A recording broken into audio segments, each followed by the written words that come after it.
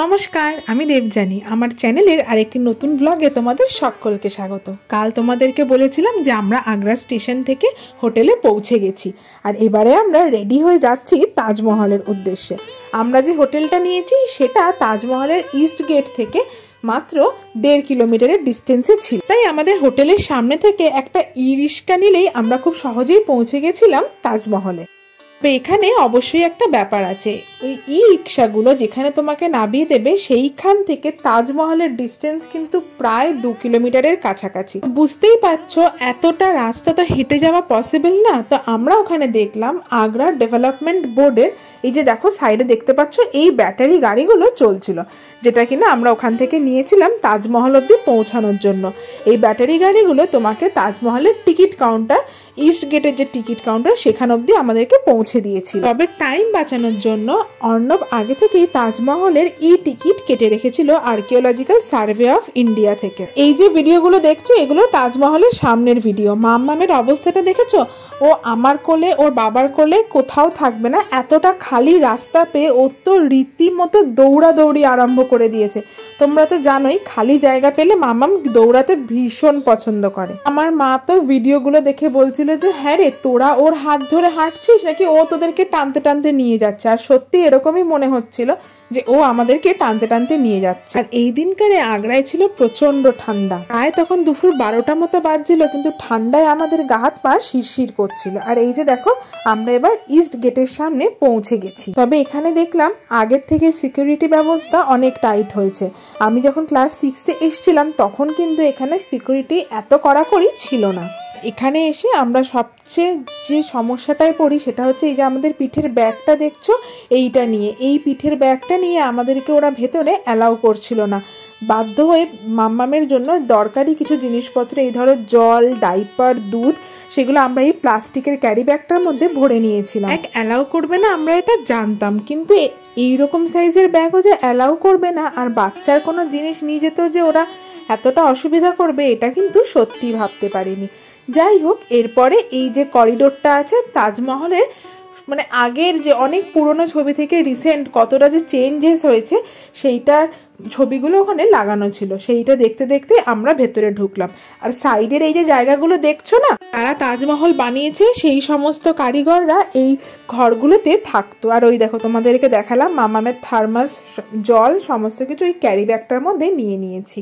মাম্মাম তো আমার কোলে আসবে না, তার বাবার কোলে ছাড়া সে যাবে না। আর এই যে আমরা এসে গেছি তাজমহলের মেন এন্ট্রি গেটের সামনে। এইরকম গেট তাজমহলের চারদিকে 4টে বানানো আছে। তুমি যে দিক থেকেই ঢোকো না কেন এইরকম গেটই তোমার সামনে কিন্তু পড়বে। আর সাইডে এরকম সুন্দর বাগান করা আছে। রোদটা দেখে হয়তো ভাবছো যে বেশ গরম লাগছে, আসলে কিন্তু তা নয়। এতটা হাওয়া দিচ্ছিল আর এতটাই ঠান্ডা দিচ্ছিল যেন মনে হচ্ছিল যে হাড় অবধি ঠান্ডাটা পৌঁছে যাচ্ছে।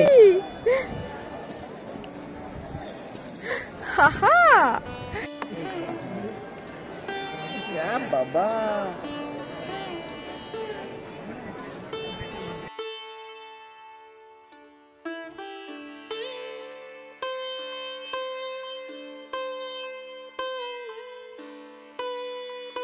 চলো এবার আস্তে আস্তে এই গেটটা দিয়ে তাজমহলের দিকে এগোনো যাক। এখানে বেশিক্ষণ দাঁড়িয়ে থাকতে সত্যিই খুব ঠান্ডা লাগছিল আর মাম্মামা একটু বিরক্ত করছিল। আর এই যে দেখো সামনেই একদম তাজমহল দাঁড়িয়ে আছে। ভিড় দেখেছো এখানে? আসলে তোমরা কি একটা জিনিস জানো, তাজমহল হচ্ছে এমন জায়গা যেটা কিনা ভারতের মধ্যে মোস্ট ভিজিটেড প্লেস।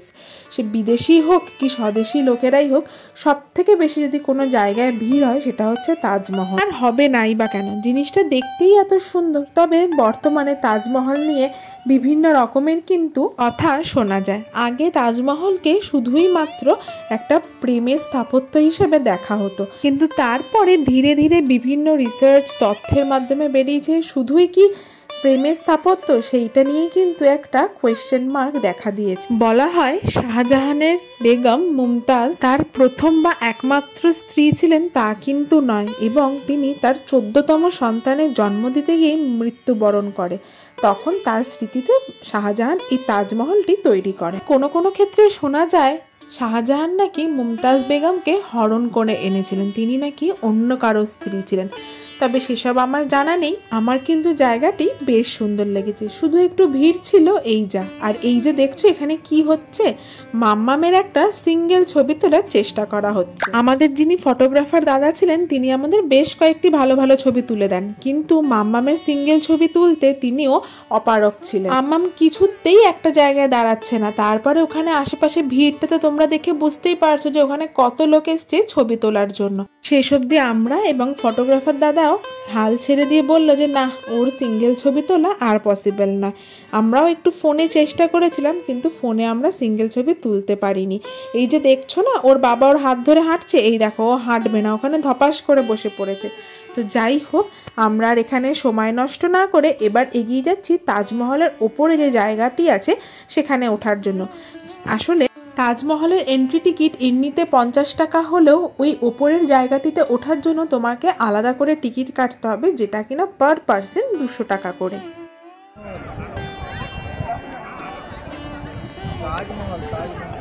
আমার বলছে এই যে এই যে এই যে তাজ তাজ তাজ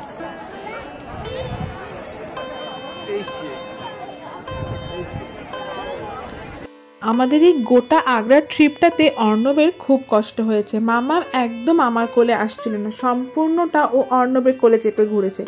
যদিও ও হাঁটতে শিখেছে, কিন্তু এতটাও তো বড় হয়ে যায়নি যে ওকে একা একা ছেড়ে দেব। চলো এবার আমরা যাচ্ছি তাজমহলের ওপরে যে পোর্শনটা আছে সেই জায়গাটিতে ওঠার জন্য। এখানে সুন্দর একটা র্যাম্পের মতো ব্যবস্থা করা ছিল, যেখান থেকে কিনা যে কোনো মানুষই উঠতে পারবে। আর এই দেখো একদম কাছ থেকে তোমাদের তাজমহলটা দেখাচ্ছি, একদম সাদা ঝকঝকে যে ব্যাপার তো। আর সেদিনকারে আকাশটাও এত পরিষ্কার ছিল আর রোদও এত সুন্দর উঠেছিল যে তাজমহলকে দেখতেও কিন্তু ভীষণ সুন্দর লাগছিল। এমনি এমনি কি আর পৃথিবীর সপ্তম আশ্চর্যের মধ্যে তাজমহলকে ধরা হয়? আর ওই যে দূরে খালি জায়গাটা দেখতে পাচ্ছ, ওইখানে কিন্তু যমুনা নদী আছে, তোমাদেরকেও ওই জায়গাটাতে নিয়ে যাব। তাজমহলের ওপর থেকে যমুনা নদীটা দেখতে কিন্তু ভীষণ ভালো লাগছিল।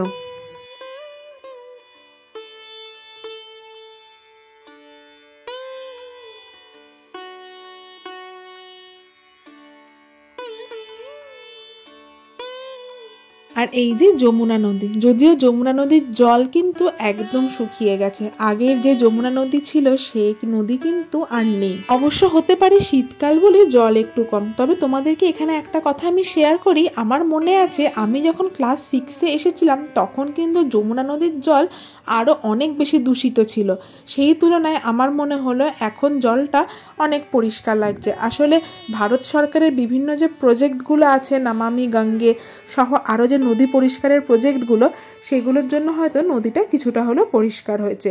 অর্ণব এখানে এতটাই টায়ার্ড হয়ে গেছিল যে ও মাম্মামকে নিয়ে একটু বসেই গেছিল। এবারে আমরা যাচ্ছি তাজমহলে ওপরে ওঠার যে জায়গাটি আছে সেখানে। আমরা এই জায়গার টিকিটটাও অনলাইনে কেটে রেখেছিলাম, তাই বিশেষ কিছু অসুবিধা আমাদেরকে ভোগ করতে হয়নি। জাস্ট টিকিট কাউন্টার থেকে শু এই কভারগুলো আমাদেরকে কালেক্ট করতে হয়েছিল। এই শু কভারগুলো ছাড়া তুমি কিন্তু তাজমহলের ওপরে উঠতে পারবে না। আসলে একদম সাদা মার্বেলের তো, ধুলো থেকে বাঁচিয়ে রাখতে যাতে সাদা মার্বেল খুব বেশি ময়লা না হয়ে যায়, তাই জন্যই এই ব্যবস্থা করেছে। পায়ে এই শু কভারগুলো পরে নিয়ে সিঁড়ি বেয়ে আমরা এবার ওপরে উঠলাম।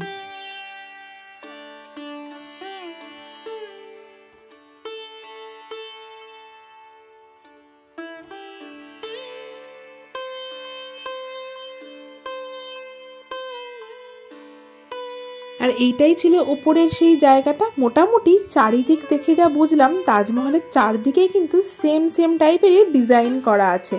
পুরাণের কিছু বাণী তাজমহলের গায়ে কিন্তু তোমরা দেখতেই পাচ্ছ, এখানে সাইডে খোদাই করে লেখা আছে। আর এই ভেতরে যেখানে মুমতাজ বেগমের সমাধি আছে সেখানে কিন্তু ক্যামেরা অ্যালাউ নেই, তাই সেখানকার ভিডিও আমি করতে পারি। তাজমহলের ওপর থেকে ভিউটা ছিল কিছুটা এইরকম। আর এইদিকে আমরা এবার যাচ্ছি তাজমহলের ওপর থেকে যমুনা নদীটাকে কেমন দেখা যায় সেইটাই দেখতে। তবে এখানে তোমাদের একটা কথা বলে দিই, মারাত্মক রকমের হাওয়া চলছিল। আর তাজমহলের গায়ের মিনাকারি কাজগুলো দেখছো, রোদ পড়ে যেন কাজগুলো আরো চকচক করছিল, দেখতে এত ভালো লাগছিল যে কি বলবো তোমাদের।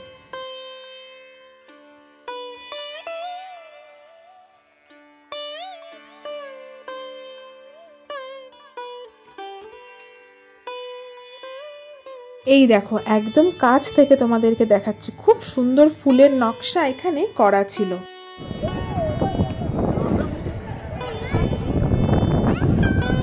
কি হাওয়া! একটা কথা এখানে না স্বীকার করলেই নয়, শাহজাহান কিন্তু বেস্ট জায়গাটাই চুজ করেছিলেন এই তাজমহল বানানোর জন্য। দেখো কি সুন্দর লাগছে না এখান থেকে দেখতে, চোখ একদম জুড়িয়ে যাচ্ছিল। যদি না এই ঠান্ডা হাওয়াটা বইতো তাহলে আরো কিছুক্ষণ এখানে দাঁড়িয়ে থাকতাম। আশপাশটা বেশ কিছুক্ষণ ঘুরে নিয়ে এখানেও বেশ কয়েকটা আমরা ছবি তুলেছিলাম।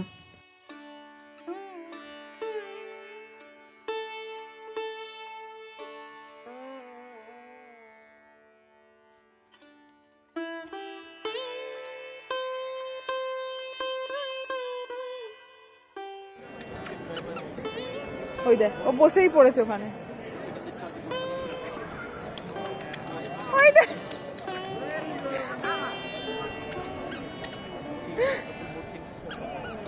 ছেড়ে দাও, দেখি না কি কি করে। ওরে বাবা রে! এদিকে এদিকে এদিকে, ওকে এদিকে আসতে বলো।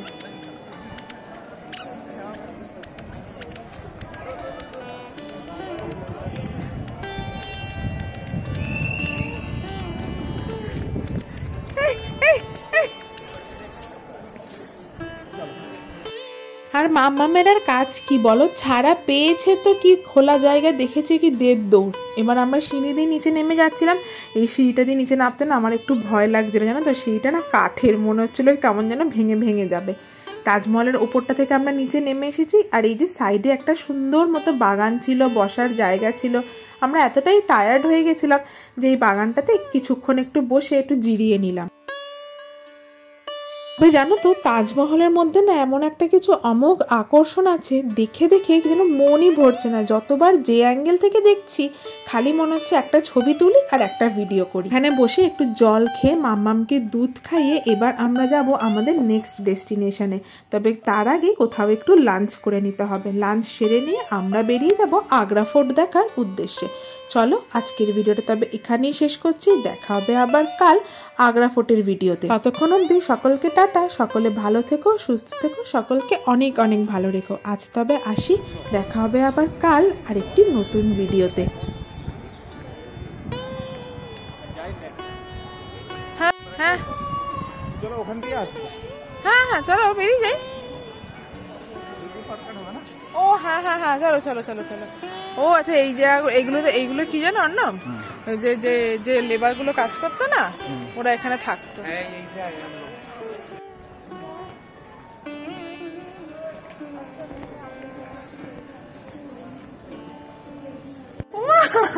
কোথায় দিয়ে যাচ্ছে গো? মামার বাবা।